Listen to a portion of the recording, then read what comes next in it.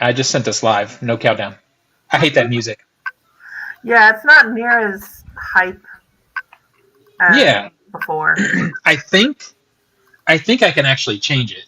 I have to look into it. But I'll have to find something else royalty free in order to make that happen. Yeah. But that's what I have Zach for. Zach, go find this for me. All right. All right. Well, let me figure out how to change it first, and then we'll pick something. Yeah, that's what I thought, bitch.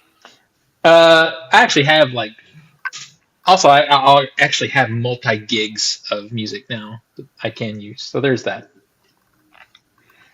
Not the about time in the chat. Hi, Marcus.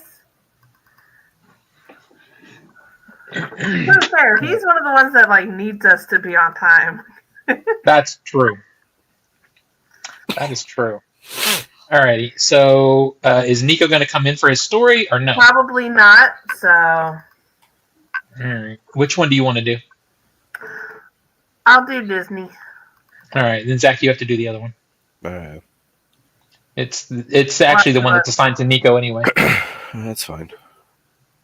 You'll have something to say about that one. Oh yeah. That and it's that one is the least needing for modification. So. Yeah. All right. So let's talk about intros. I got Disney. Oh. I got mine. Zach, then you're gonna do Last of Us. I guess so. Yeah. And I'll go last. I'll do first and last. I'll do film ball for first. Oh, perfect. Okay. Let me just stretch this out. I forgot to enlarge the text for the box office, and I thought, ooh, I better do that. Because I already suck. I don't need this to be 12-point font for me. All right. So we ready? Yep. Okie dokie. On this episode of the Culturesmash cast, spring film ball results and summer update. Last of Us might be the last few people watching. And Stitch is coming in clutch. It's the Culturesmash cast, episode 671 for May the 28th, 2025. I'm Stephen Lackey, editor of the Culturesmash cast. Tina? I'm Tina Qualls, contributor to Culturesmash cast. Zach? I'm Zach. I hate allergies. Amen. And they hate you. Yeah. Has anyone else just over the past few days re-lit up? Yeah, it's in my throat. Big time. Yeah, same here. Yeah. Mm-hmm. So I'm not sick, but I feel sick. Well, and here's the thing. If you're not careful, that allergy can turn into sick. Yeah. So there's that. I've been taking the meds. Dude, get you some vitamins, too. Take a liquid vitamin. I swear by a liquid vitamin. Get you some Vita Vita Vegemix. Yep. But until then, join us every Wednesday night live on YouTube and Twitch starting at 7 o'clock CST or a few minutes after. And follow us on your favorite platform of YouTube or Twitch and leave comments in the chat because we do answer questions along the way. Special thanks to Skinny Mixes for supporting the Culturesmash cast. Skinny Mixes are coffee, cocktail, and dessert syrups that are 0 sugar, 0 calorie, and 0 to 2 carbs. Head on over to skinnymixes.com and try some of their drink and dessert syrups, such as the white chocolate, salted dark chocolate, and salted caramel. They also feature a variety of cocktail mixes and water infusions. Spice up your coffee or cocktail with less sugar, calories, and carbs. Use promo code Culturesmash for a 15% discount on your order. All right, so what's everybody been up to? Tina, what have you been up to? I hurt my hand. Yeah, what did you do? So I forgot about counterbalance and opposing weights when sitting on a lounger. And as soon as Nico picked up Evie to go play on the playground, I was sitting on the foot of the lounger and I just went, whew. Oh, damn. Yeah. Okay. That sucks. But it was probably comedic to see. Oh, yeah. And Nico's like, you good? And all he sees is a thumbs up. Damn. And then you ended up actually hurting yourself, though. That's followed by blood everywhere. And of course, exactly. Evie and I got sunburned because it's Memorial Day weekend. We were at the pool, and Evie did not get sunburned at all because we were on top of her sunscreen. So I was going to say, I was gonna say you're putting sunscreen on the baby. How do you not put it on yourself? We just don't think about it. See, that's the one thing about being out in the sun like that and having a shaved head. Because even if I don't think about it, my head starts to burn pretty quick, and I feel it like a matchstick about to catch Yeah. fire, and then I'm like, oh shit, let's put on the sunblock. And the thing is, I did pretty well, except for my back. I forgot to ask Nico to sunscreen my back. So that's what mine is. We're going to talk about that in a minute there, Marcus. So, Zach, what about you? I've been seeing movies, and you quit one job in preparation for another job. You go, I need a week off, so I've been just taking the week off. Yeah, Tina, I've been literally kind of making Zach go to the movies and see like new stuff. It's been like, so we going? When we going? Yeah. And it's like, well, shit, I guess we got to go now. Hi, Well, yeah. Crystal. Because what Zach always says is like, yeah, I'll do that, and then we never make a plan. So that's over. That's like, oh, we're going Friday night. I'll get my ticket and send him a link because you can do that in the Regal app. Like, here's the seat. Here's the seat, bitch. Zach, Let's go. Tickets. Okay. Get the tickets. I guess I'm doing this. Hey, so we'll probably be in town we'll be in town July 4th weekend. If you guys want to, at some point, go see a movie Saturday with Nico and I. Oh yeah, and there's some big stuff happening that weekend too. So, Yeah, that sounds good. I'm going to have to see Trash, aren't I? Yeah, you are. probably. Yeah, I have seen so much trash, but we'll get into that. but I've made you see some good shit too, though. So suck it. Like I told you, sometimes I give you a steak dinner, and sometimes I give you White Castle. I don't know, man. It's been a lot of White Castle. Well, it has been a rough few weeks. I'm not going to lie about it. But yeah, other than what's in the box office, we'll talk about it in a second. I did see Secret Mall Apartment, and it's a limited documentary release, but it is in theaters, which is pretty cool. I tried to make this asshole go, and he didn't. And you know what? That movie's a 5 out of 5. It's so good. Kind of felt bad about that. It's You're like, so holy shit, 5 out of 5, and I'm like, oh man. yeah, yeah.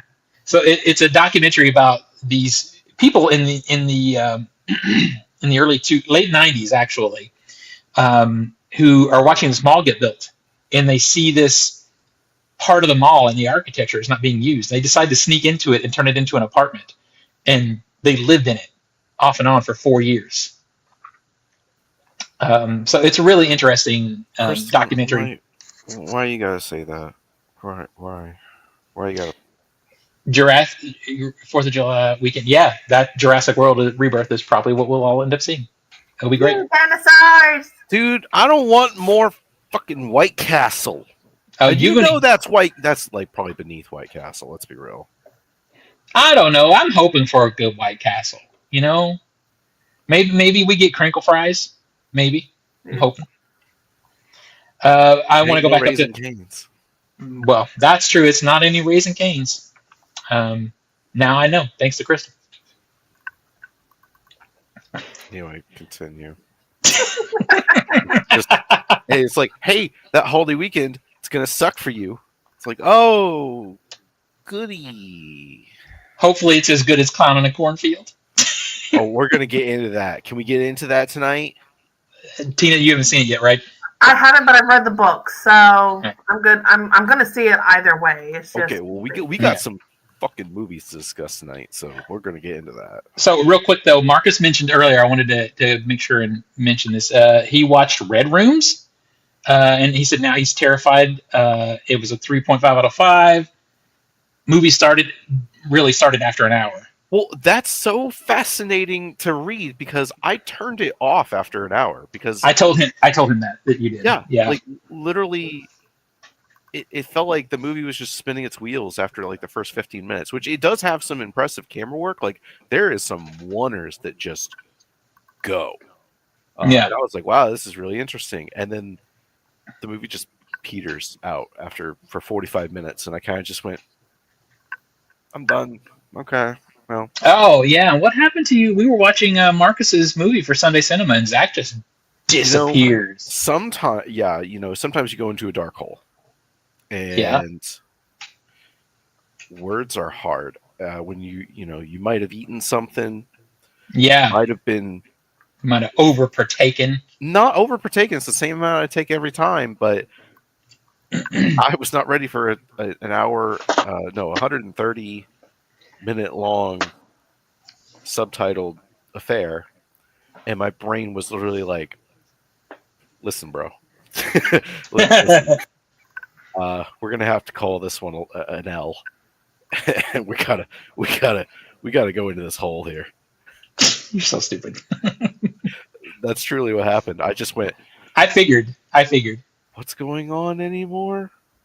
I figured I would just we're wait just to ask gonna- you on the stream. We're just gonna bow out here and not come into the chat and go, "Hey guys, just want to let you know I'm fucked up." You know, Well, that's what Samantha usually does, so it would have been fine.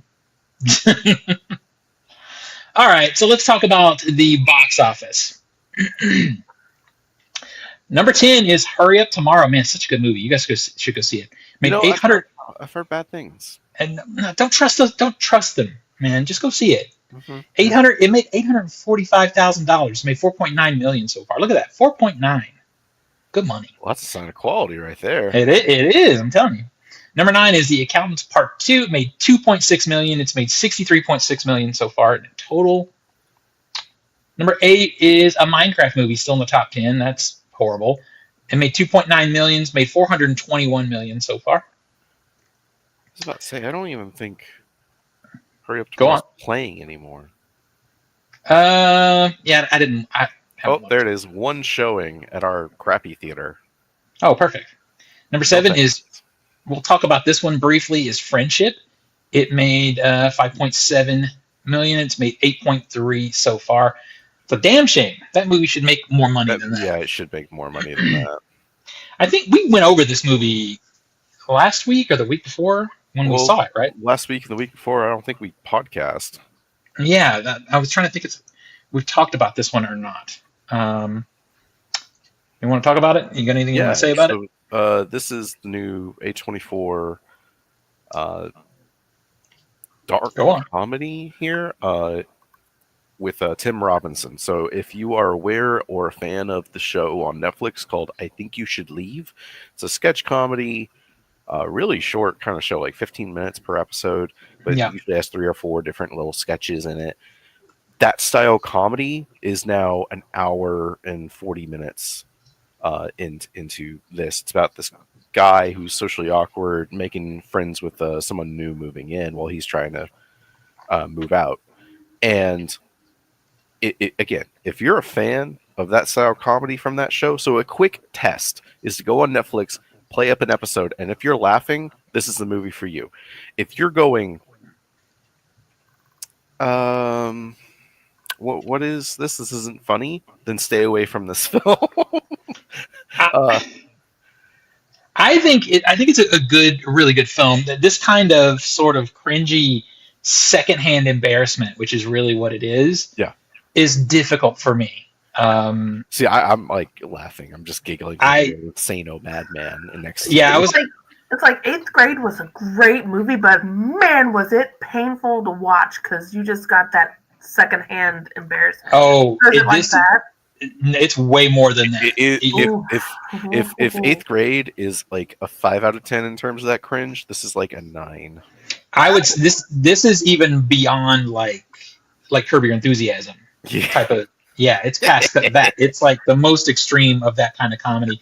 But I loved it. I had such a good time. I do think the script needed work. I think the story aspect of it, the beginning, middle, and end story, it doesn't come together. Doesn't really come together, but it has probably the single greatest use of product placement in a film. It's pretty great. 25 years.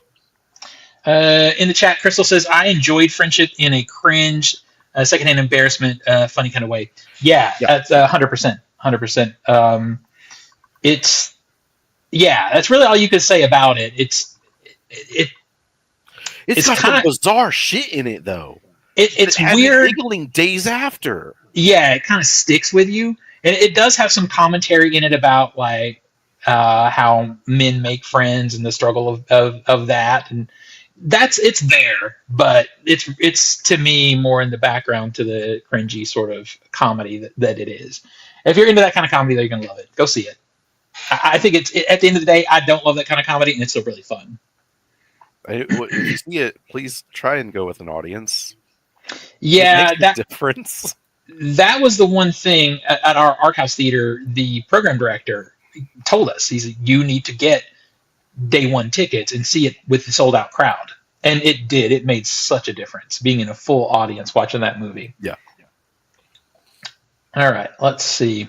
Number 6 is The Last Rodeo. That one made $6.9 million. It's its opening weekend. Don't know anything about this movie. It's the new Angel Studios. Got it. That's all I need to know. Yeah.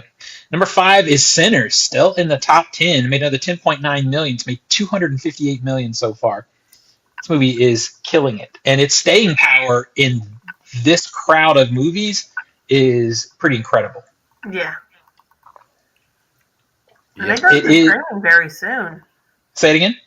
I said I think this one goes to streaming pretty soon, right? Yeah, I think it might Like even next be next weekend or something? Yeah, I think it might even be next week. Yeah. Good news for all those who didn't catch it in IMAX. The 4K Blu-ray is confirmed to have Dolby Vision, Dolby Atmos, and the IMAX sequences. aspect ratio for those sequences. So it will be on disc. I don't know if it'll be on streaming, but it will be on disc.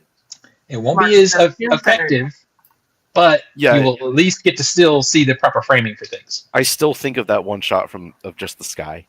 Yeah. The sun, how just impactful it was. It's how epic it was. Yeah. All right. So, Marcus says June 3rd. Yes, for streaming. next week. All right. So, number 4 is Thunderbolts, *, or the new Avengers now. It made another $12.2 million. Made $174 million so far, which is it's like okay money for the number of weeks it's been out. It's okay money. Number 3 is Final Destination Bloodlines. It made $24 million. It's made $94 so far. Decent. Actually, this is record-breaking money for that franchise. Yeah. It's made the most money. Interesting thing about this movie too. And we're going to revisit this topic again, is this movie, when it was in production, was slated for streaming. The plan was it was supposed to go direct. Now. That makes sense. It does. It was supposed to go directly to streaming. And that was back in 2023. That might explain the CGI looking really rough. Yeah, you could say that, but also I think the CGI has always looked rough in these movies. I was about to say, it's a Final Destinations movie. If it's not 1 or 2, the CGI is going to look rough regardless. Okay, yeah. Okay, sure, but like, it was beyond. I mean, shit, you should have just animated the whole film at some point.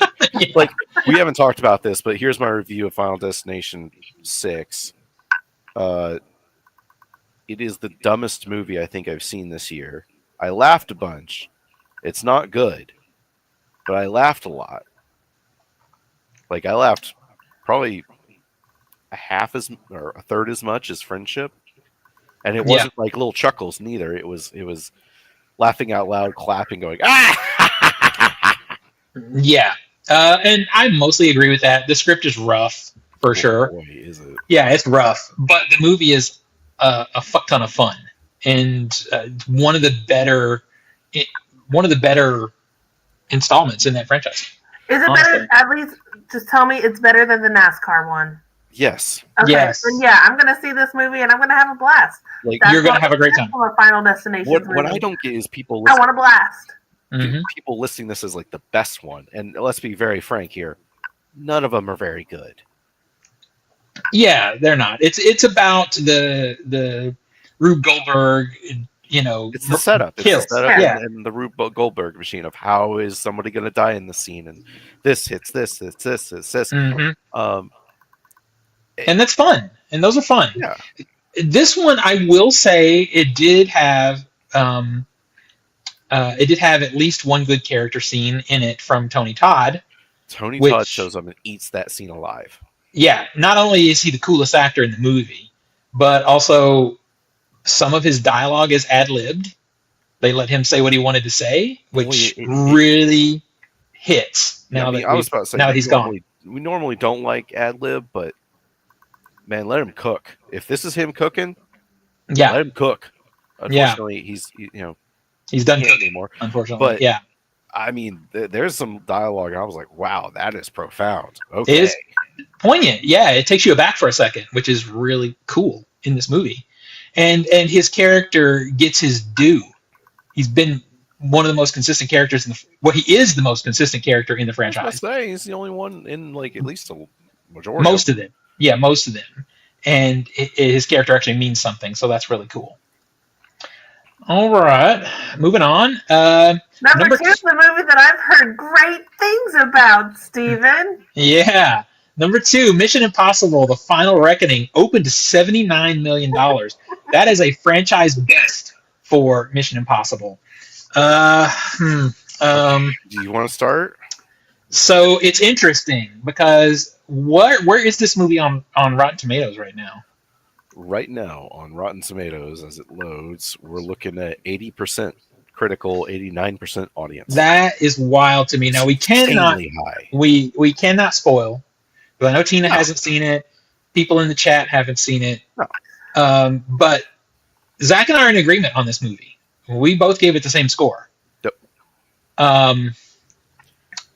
The movie is way too focused on self-congratulating the franchise and not focused enough on a consistent story. The edit is bad. The edit in the first hour in particular, but other times too. But I turned to you in the IMAX theater because yes, we did. Yeah. And it was like 20 minutes in. I literally turned to you and I said, "This is fucked." Yeah. And it is that bad to where I literally spoke out loud. This is fucked. And people should not take this lightly because this is a franchise that we both love, a lot. I have said over and over again, it's the most consistent action franchise in the history of cinema. I mean, what action franchise has had this many installments and been this consistently good, But the editing in those scenes is bad. It's really bad. And then on top of that, it stops multiple times in the first hour to slap itself on the back. And it's so distracting. The movie. Yeah, it's like, remember how cool we've been the last 30 years? It's like, what? Are you fucking kidding me? Are you fucking kidding me? To me, the flashbacks, whenever they were show them, would be like, oh, you probably forgot about this. You're probably dumb and forgot about this thing that happened earlier in the film. And it's not like some subtle thing where you're getting new information. It's like, I need the key to open that door. And then an hour later, they'll flashback, I need the key to open that door. It's like very basic, rudimentary stuff. Yeah. If it's that. And then everything else, when they would flashback, it's like masturbatory to where it's like, remember the third film? Yeah, you like that, don't you? Yeah. And this like rubbing nipples.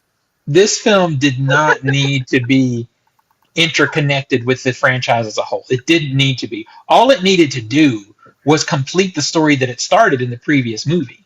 But it couldn't just do that. They had to interconnect it with the entire franchise and make it a whole big thing. And by doing that, they pulled the rug out from under 2 other characters. Oh, that sucks. Yeah. And one of those characters... I found this out today, was 8 months pregnant when filming. So no wonder they didn't have anything to do in this movie. Yeah. Because they were 8 months pregnant. And the whole movie we're going, well, what are you doing? Didn't do anything. Yeah. And then the other character was intimidating and kind of awesome and had a really important backstory in the previous movie. Just fucking throw all of that out the window. Away. Just forget about it. Don't even mention it. Mention it. I laughed out loud at a moment. I'm being spoiler free. At a moment in this film, hard. Nobody else in the audience was laughing. I laughed out loud. Super hard. And the movie is like, this is a very serious moment. And it was, oh God. It wasn't like, I'm laughing at your face. Yeah. This movie. Steven laughed too. Because it was bad. It was just the 2 of us, though. This is one of those movies. Actually told this to Crystal yesterday, and I stand by this. This is one of those movies that people are loving on big time right now because they love the franchise. They know it's the end of it, all this stuff. Man. A year from now, people are going to go back and say, yeah, I probably rated that too high. Yeah. I probably rated it too high. Yeah. Let them watch it on a second time, and they'll be like, oh, shit, yeah, that really was kind of stupid. Because we're... Go ahead. And it's like, there's no guarantee that this is the last one. No. Because with the amount of money that it's making, Hollywood is greedy. Okay, this is a simple question. Do they end it conclusively? No. So yeah, there's going to be more. No. Might not be with Tom Cruise, but there's going to be more. Shit, I expect him to come back. I expect that motherfucker to I come said back. might. Well, okay, so here's a discussion I've heard about that today that I actually kind of like this discussion. I think it's kind of funny and interesting. Is there's an argument that says Tom Cruise has to come back. He has to come back and do another movie because if he does, this is his way of actually winning an Oscar because stunt people are the stunt people are getting recognized next year and he should be recognized for that, but he'll have to do another movie to make that happen.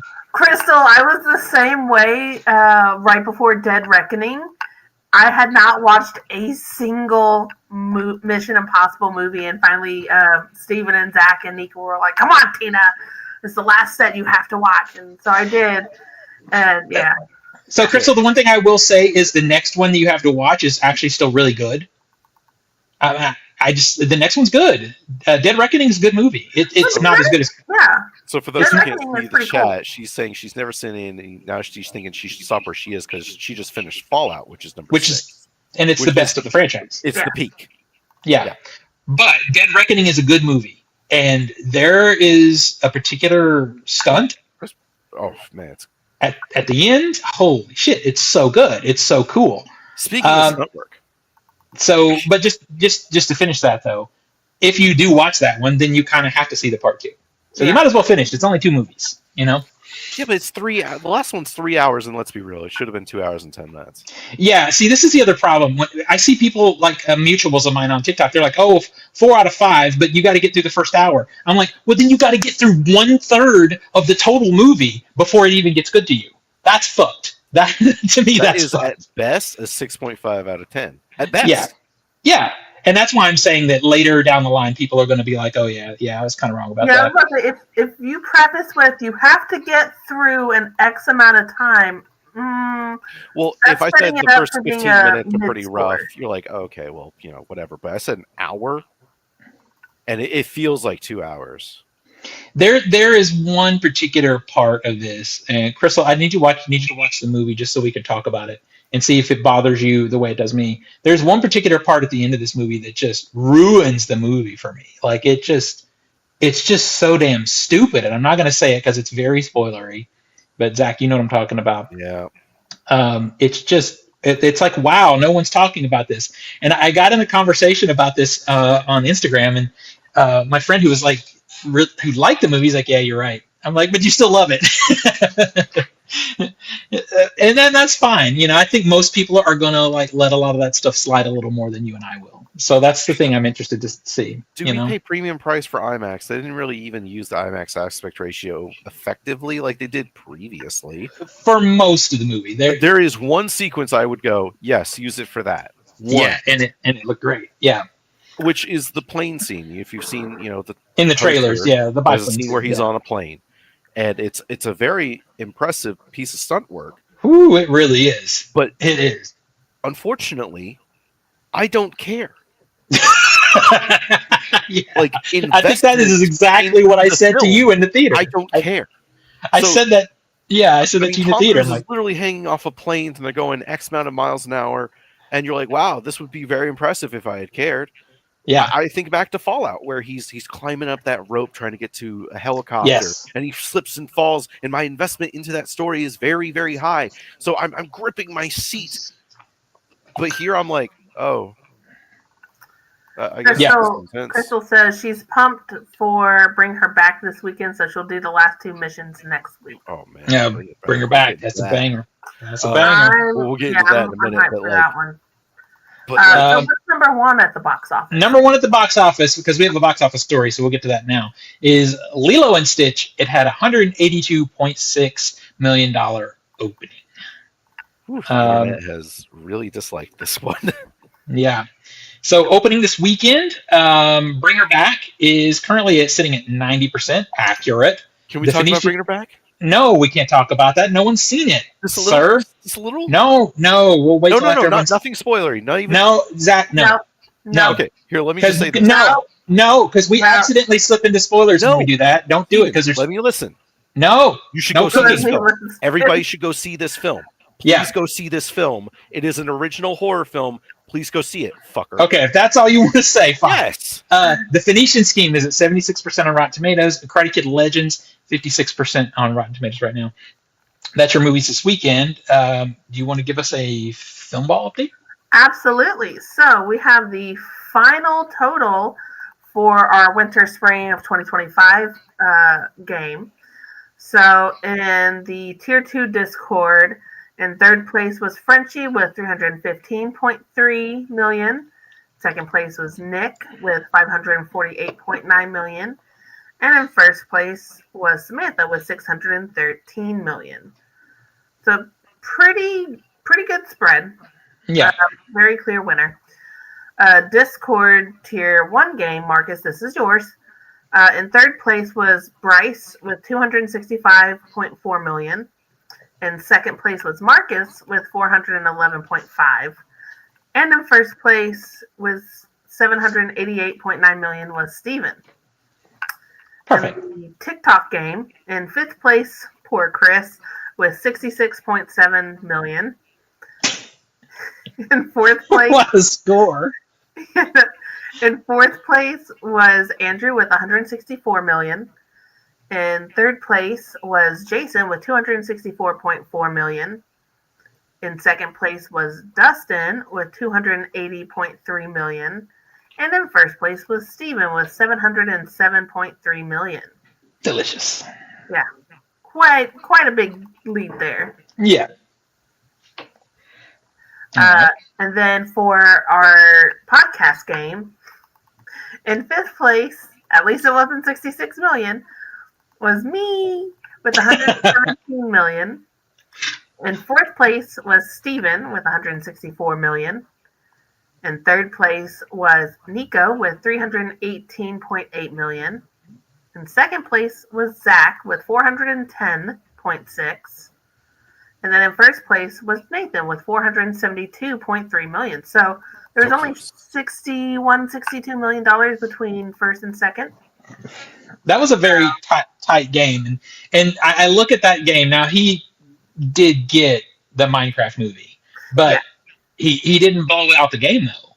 The game was still reasonable. Yeah. And that just goes to show you that just because there's only one big movie in a bracket, it doesn't guarantee a win. You could still win. That one was a nice close game.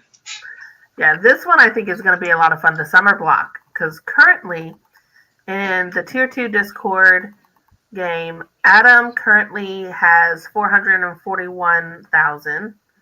Steven, you are in third place with 866,000. Give him the money. Crystal's in second place with $84.4 million. Damn it.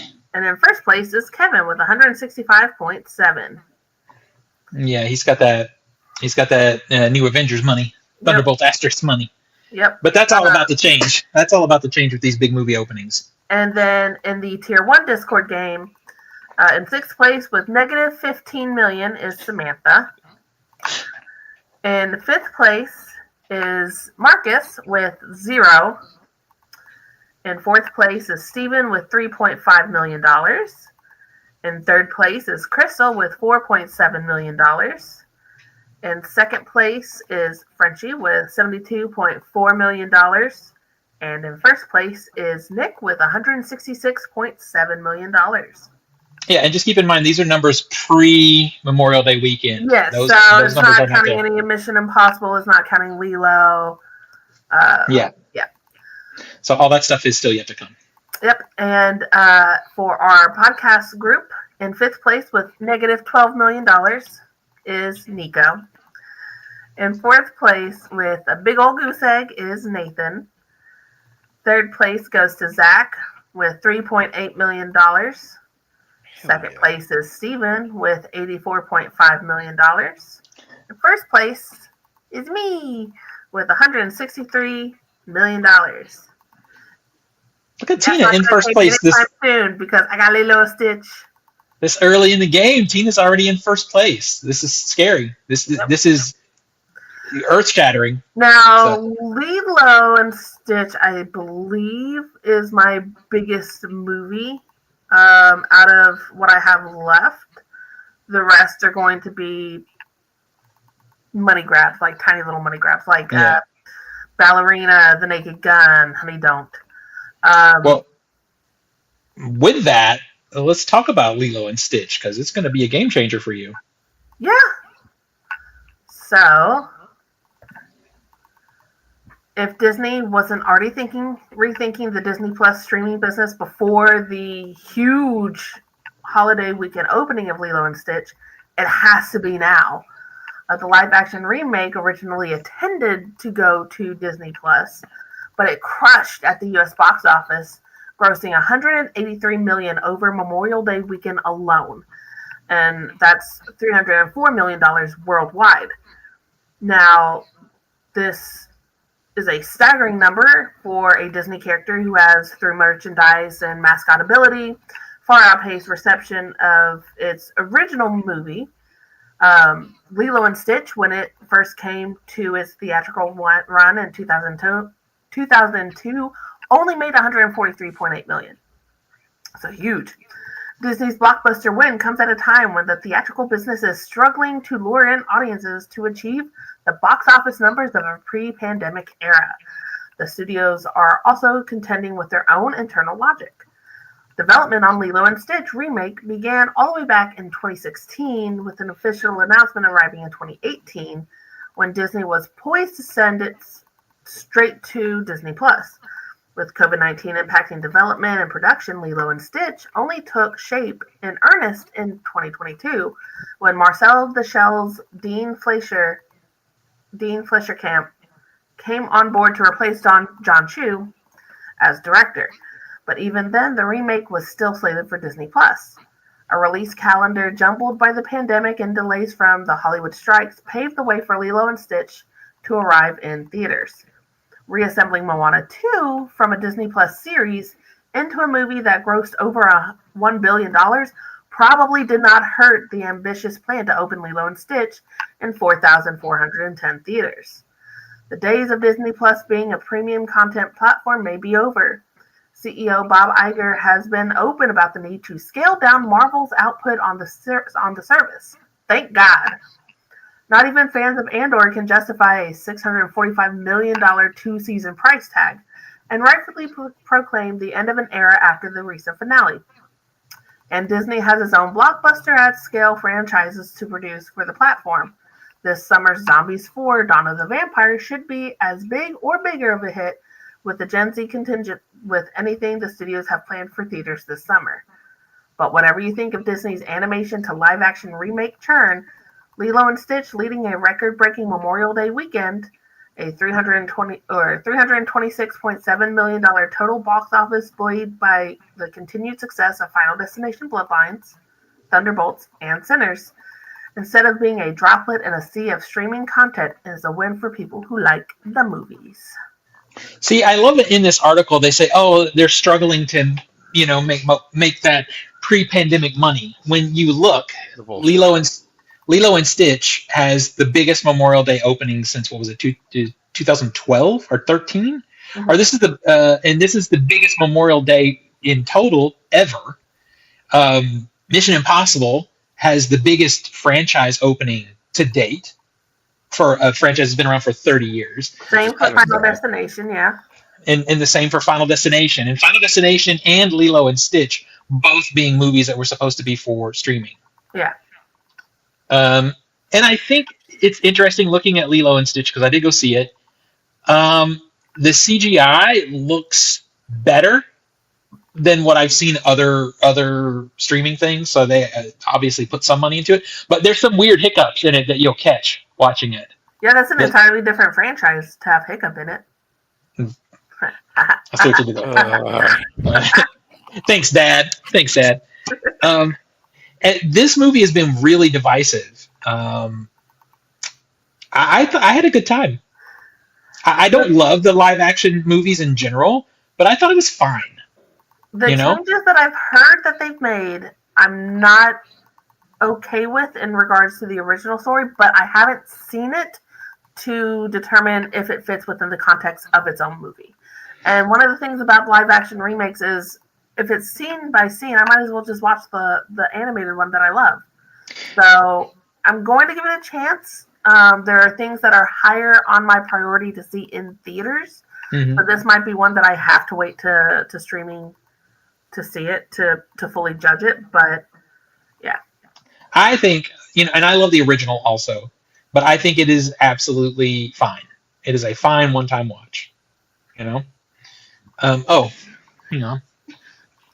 I was gonna say, I see your little Stitch buddy back there. Oh, Jesus. Funny story around that whole thing.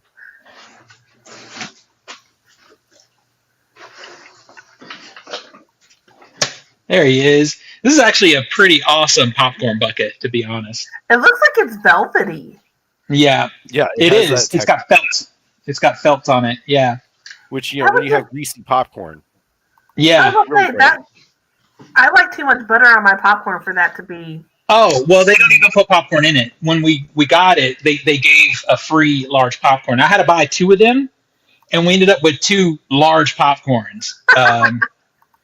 And we were going into the IMAX, so Zach had to take them out to the car. And I just sat in the lobby and waited for him to get back because he'd gotten an icy, and I had these 2 giant popcorns that we barely ate. It's a nice popcorn bucket, though. It is really a nice ass popcorn bucket. It I'm not has a gonna lie. butthole. It does have a butthole. Crystal's like, I love Yeah. that bucket already. No, yeah, this one was bought for her. This is hers. Yep. So, yeah, even if you don't love the live action movie, it's a good fucking popcorn bucket. It is. All right. So I guess moving on. Right. Well, for anyone who has been watching on TV, the finale of The Last of Us Season 2 has recently aired, and apparently it saw a 55% drop in viewership. Though it will be that the entire series has ratings down across the board. The Device season has sparked a debate with some fans whether The Last of Us Part 2 is always going to be a struggle for casual viewers. We'll get into this in a minute, but essentially it's down 55%. HBO argues this is a result of the holiday weekend, but have you considered the story? Have you considered the source material for that? Last of Us Season 2 received a 38% Rotten score among users. However, this is probably due to review bombing. Critically, it held a 7.4 rating on IMDb. I have not seen the last 2 episodes of it because, honestly, I kind of don't care. I finished it because I just wanted to be in the conversation. I'm trying to decide if I want to do a video about it. I mean, I've looked up what they cover, and I look, because I've played most of the game, and I go, "Wow, y'all are nuts So with this." it's like, so does anybody not know at this point what happened in episode 2? I feel like it's everywhere. Yeah, massive spoilers for The Last of Us Part 2, which Tina, do you know? Yes, Are you I guys- know. years ago. Yeah, I feel like Spoilers it's for a game out. that came out 5 years ago. Well, I feel like it's also out there. I mean, we were leading up to Joel getting killed off. We were Yeah. leading to this. And this is what's interesting about that episode is it's a really brutal way to go. But I felt like it was shot inadequately. Like I felt like it wasn't as impactful as it should have been. That's because Am I wrong about that? essentially they are trying to be faithful to the game, and there comes a point where you can be faithful to a game, but that scene is almost shot for shot. The main difference is in the show, Abby monologues. Yeah.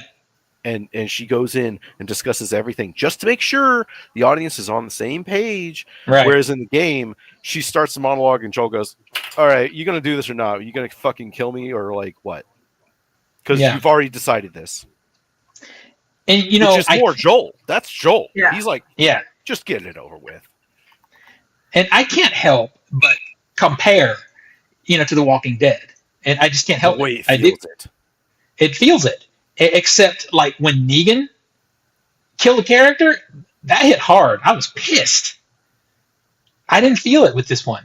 I didn't feel it like I thought that I would. I was disappointed because the character is gone. It's a good character. It was a great character in season 1. But I am a fan of there being danger for any character, regardless of what level they are in a series. But what happens next is the rest of the season. Well, And we spend every so much time in that fucking commune. We spend so much time yeah. to where the entire, okay, so this is the structure of the game, which is opening incident, which is Joel's murder. hmm Okay, we got to go kill that motherfucker. And then we have Seattle day 1, day 2, day 3 from Ellie's point of view. Then we have a climactic moment, and then we flash back and we do Seattle day 1, day 2, day 3. Then we have a flash forward, and then we have our conclusion. Now, this entire season was up until essentially the end of day 3 of Seattle, and then it goes, haha, now we're going to follow Abby. Oops, Yeah. that's the end of the season. We only had 7 episodes. Whoops. They are planning season 3 to be, I'm guessing, the entirety of Abby's character, so no Ellie, and that's like not for another 2 years. And then season 4 is going to be the conclusion. So let me ask you this. Are you going to care about Joel's death in 2029? No. No. And I could if this season were more well done, and I really gave it a good chance because I watched it all. Like you said, you dipped. I watched the I'll whole catch up thing, eventually, but I'm not like hold on. but everything about the rest of the season just felt like meh. Like I couldn't care. Like I found myself zoning out, getting distracted. I wasn't that way in season 1. When you're watching the episodes, you're like locked in.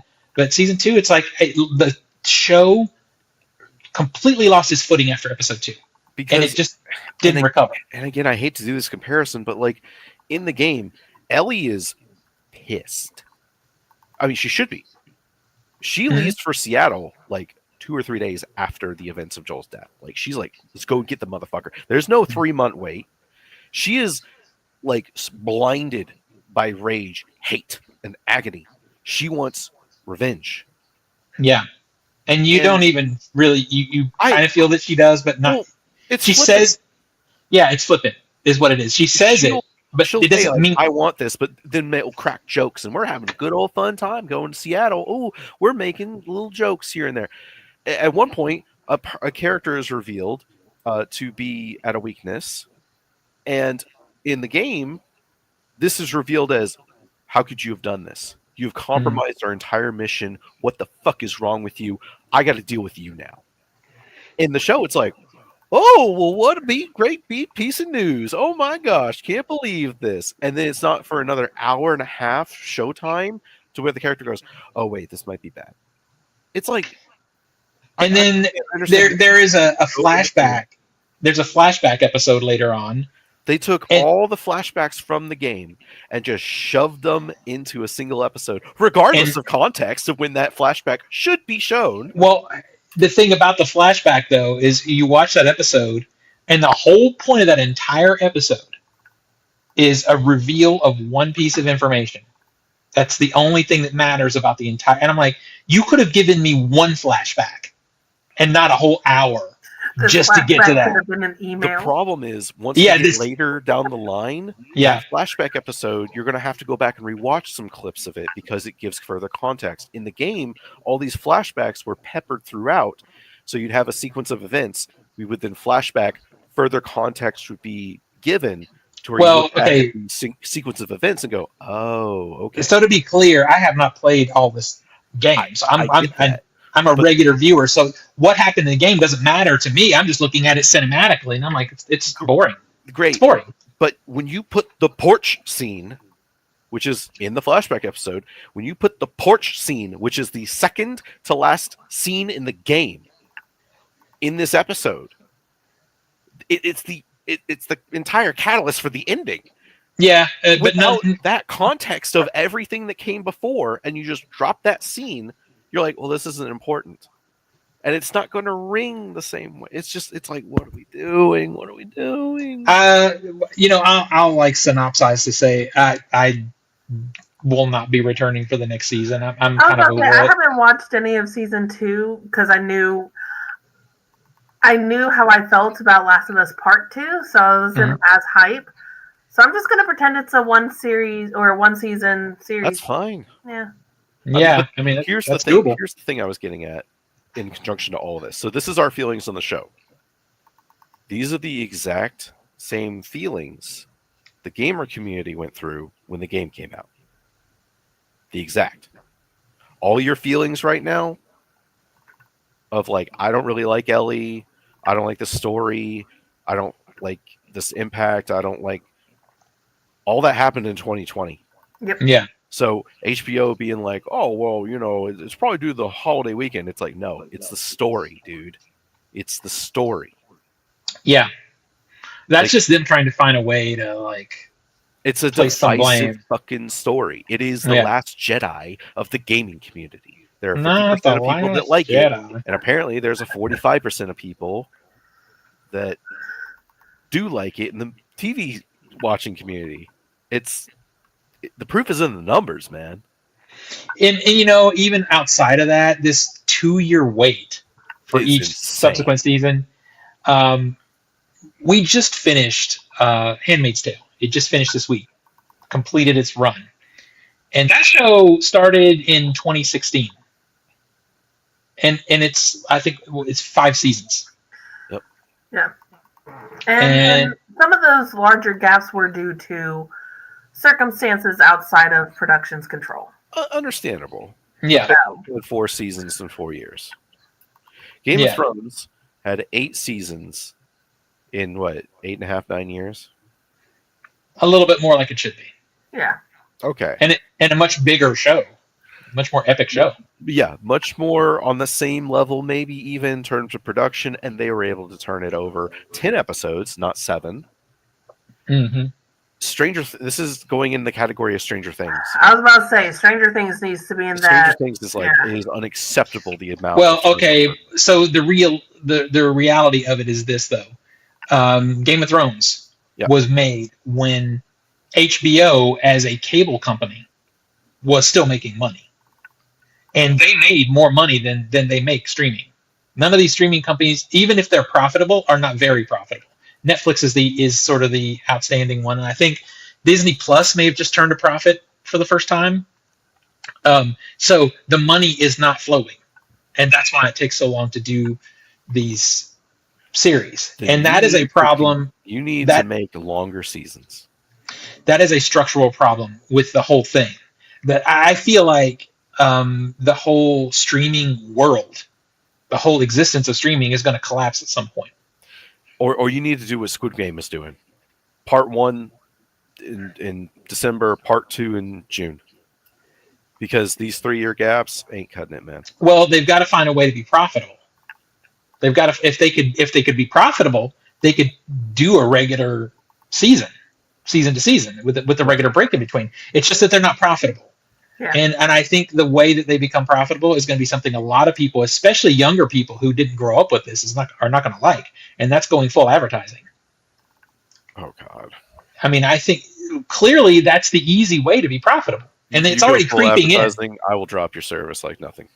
Well, but you won't have to drop the service because you won't have to pay for it, or you'll be paying very minimal amount of money. If I have to sit through commercials, I ain't watching that shit, man. That's why I paid. Well, but that's what I mean. You're either going to not pay or pay very little. I think that's the only way they become profitable, because HBO as a boutique channel, they did well, but they were stacked on top of basic cable. You know what I mean? People are already paying for basic cable, so for an extra $9 a month, you could have HBO, and that was kind of an easy upgrade for people. But now it's not as clear streaming wise.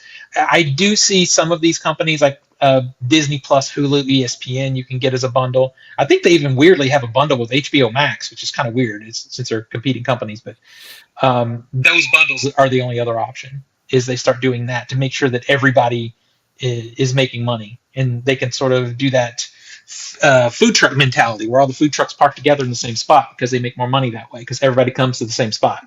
Yeah, and it's that joke that we've said since streaming came in. It's like, oh, streaming is going to turn into the next cable, and and that's what's happening, 100%.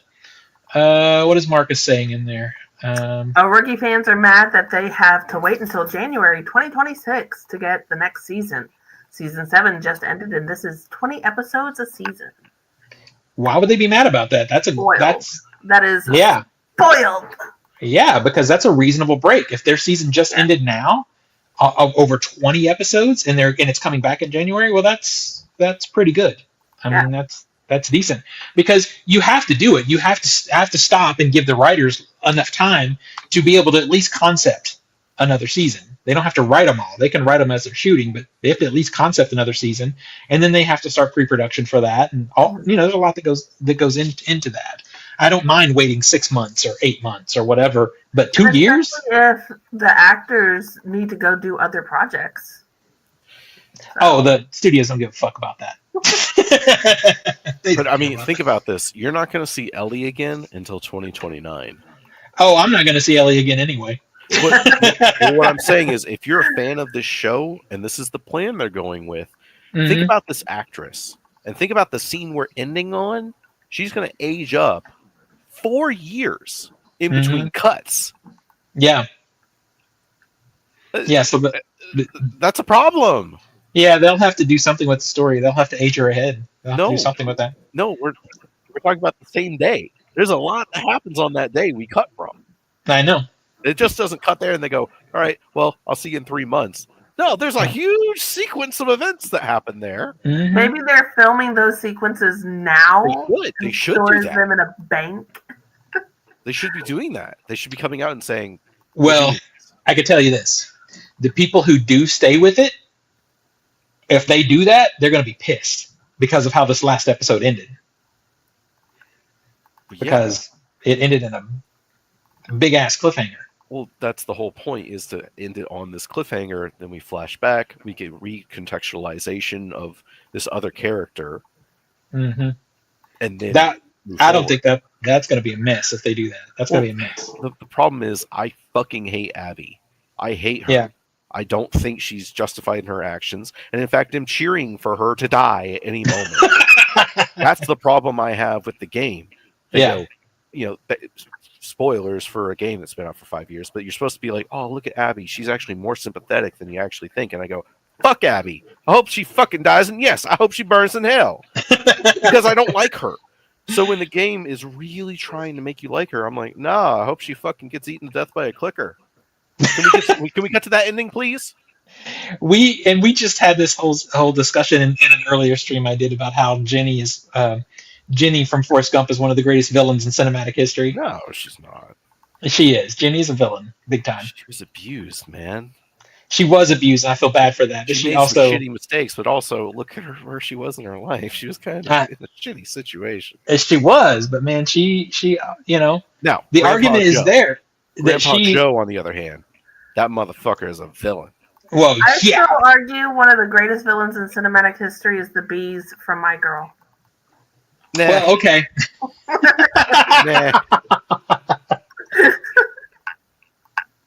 He can't see without his glasses. Marcus said in the chat he quit playing the game after Joel. Yeah, a lot of people did. Yeah. Mm-hmm. Because, well, they signed up for that. And then when the game goes, I subverted your expectations. Because, again, this was around that time. You go, oh, well, I don't have to play you. Oh, Bye. we got a spam bot in there. Yeah. Damn it. All right. That's why you know you've made it big. I exactly. Spam I bots. don't like The Last of Us Part 2, the game. I don't really like The Last of Us Part 2, the show. The show was bad, yeah. Yep. Other people are learning that as well. That's unfortunate. I'll still get, like I said, the first season was great. I loved the first season. Yeah. I'll totally get that when, it comes out on a nice shiny Blu-ray.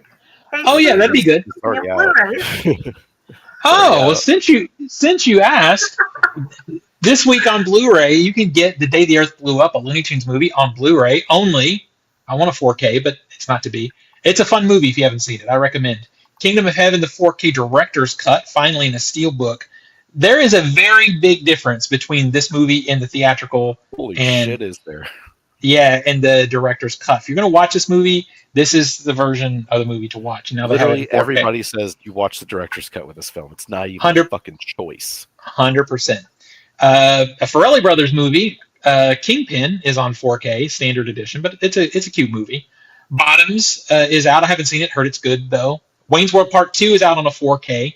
Finally, if you had the first one, you can have the match set. Starman is reissued in a 4K steelbook. That 4K has been out for like at least the last year, but Yeah, they but put it a was part of steelbook a out. huge set, so now you can actually buy it. Now you can get the steelbook. Yeah, the Three Musketeers and the Four Musketeers in a single set. And then I'm just going to scroll through. I'm not going to read all of these. The Prosecutor in 4K. Sky Captain and the World Tomorrow is being put out in 4K. I'm curious about that movie because it was one of the early CGI green screen movies. How good could that movie possibly look in 4K? I feel like that's a 1080p made movie. I don't know. I'm curious though. I'd be curious to see what it looks like. Also, anything else worth noting? Scent of a Woman is out in 4K, and there's Lean on Me is out in a standard Blu-ray, which I think that is just a reissue. I think that movie's been out for a hot minute. Not the fucking Danish autocorrect coming in the chat. Kang Shom of Heaven. Anyway, that's your physical media releases for this week. Yep. All right. Well, this was a good show. It's always better when we have Tina instead of Nico. Shit, we didn't talk about Clown in a Cornfield. It wasn't in the top 10. Yeah. Clown in Cornfield is very fun. Zach hated it. I mean, I hated it. Zach? He hated it. It was shit. I couldn't believe Steven has no fucking taste. He should go to the doctor. Just for that, it's going in my top 10 automatically. I'm gonna. I think it'll be in Nathan's top 10 also. I'm not going to pull the Dead Won't Die move. But... Oh, that's look. As much as I don't like Clown in the Cornfield and go, it's shit. It's not the Dead Don't Die. Dead Don't Die is like the third sub basement of. That is still my favorite like gotcha moment that I've ever done for Zach. Dude, that was like making him storm out and keeping with it as he's storming out. It was great. Delicious. If you don't do anything else this weekend, though, one thing that Zach and I both say is go see Bring Her Back. Please go see it. I want to see it so bad. I've heard such good things about it. You're gonna have a bad time, but I mean that's a horror movie. Speaking of, I didn't have time to dive into the article, but apparently A24 is coming out with like its own weird membership, where if you sign up for it, they'll send you a pass for opening weekend for all A24 releases. What? That's different than their You just finding out about this? Yeah. Well, no, hang on a minute. 2 years. No, that group, when you first signed up for it, you didn't get opening night passes to movies. That AAA 24, whatever it is. Yeah, AAA 24, yeah. Yeah, no. Initially, when you signed up for it, you got merch discount, you got a membership card, you get a newsletter a couple of times a year. I didn't sign up for it because it didn't seem worth it to me. But this is apparently they're adding guaranteed opening weekend passes. That would be great for anybody who doesn't have a theater membership. Yeah. I have a theater membership. I'm kind of like, yeah. I think if they would hold special events, like it was not just the opening night movie, but it's a members only event where you get something extra or you see something extra. Or like there's a Q&A with the director or something. Yeah. Yeah. You get to see this movie members only 2.5 weeks early. Okay. Yeah. Okay. There you go. Yeah. That would be enough. Just that would be enough. But talking about Bring Her Back, I was like, oh, hey. Oh, hey. Perfect. Just don't look up anything about it. Just go in. No, I want to go in completely blind. As you should. Steven thinking I would spoil shit. No. I'm saying if you have to watch a trailer, watch that first teaser and nothing else. Yeah, don't even watch the next trailer. But just go in cold, man. Sir, when you get excited about something, Tina will verify. The film's not even out, dude. I'm not. You tend to get too excited when you get a little excited, bro. You know, 1 in 3 guys experience this problem every day of the year. but for real, it is great. Please support like original good horror movies. Yeah, that is actually like brings it. Please. Yeah, this movie goes hard. Get another fucking Annabelle movie. Or get another Conjuring. Oh wait, Megan 2.0. Oh, good. Megan 2.0. Did y'all hear they lost Annabelle?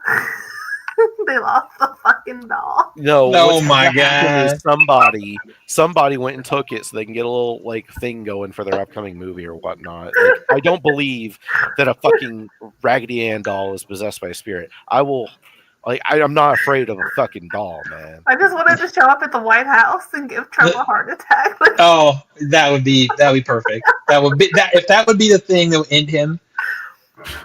I would see every movie. Yeah, Marcus says he is always hating. Yep. It's weird seeing Zach excited. It's weird for all of us. Well, yeah, when it happens, it's like, hold on, write down the date. Because, it happens. Unfortunately, I've been having to go to eat at fucking White Castle because this guy's like, let's go to the movies. No, I take you to White Castle, then I take you to the gourmet. I take you to the gourmet restaurant. Gourmet this time. How is everything before or after that gourmet meal? We saw Ugly Stepsister. That was gourmet. How many months ago was that, man? A month ago. A month ago. Try 2. Damn, time flies. So we go see Final Destination Bloodlines. Dick Tracy. I don't didn't take talk about this, but it was a big I don't take responsibility for Dick Tracy because I told you I couldn't remember if it was good or not. I saw it when I was a kid. Okay, so we go. It wasn't. I was ready to leave 20 minutes in. I'm like, this movie's fucked. I hate this movie. We go from Dick Tracy to Bring Her Back.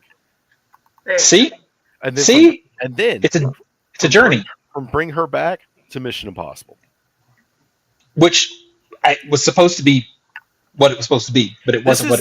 This is like your girl coming over, slapping you, insulting you, giving you a passionate kiss on the mouth, and then leaving your ass.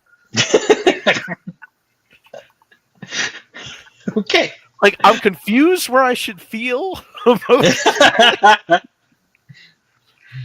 All right. Well, let's wrap this baby up. It seems like a good place to stop. Tina, where do we find you on the internet? You can find me on most major social medias under Cheddar Popper, CheddarPoppr. Second boy. You can find me on Instagram. I'm Master of the Matrix 91. You can find me on Discord and Steam as a dangerous mutant lunatic, and on Letterboxd, Master Z91. Find me on everything OTS Movies. That's Letterboxd, TikTok, and YouTube. Also Instagram. Everything OTS Movies, easy as can be. And we'll see everybody next week. Bye, everybody.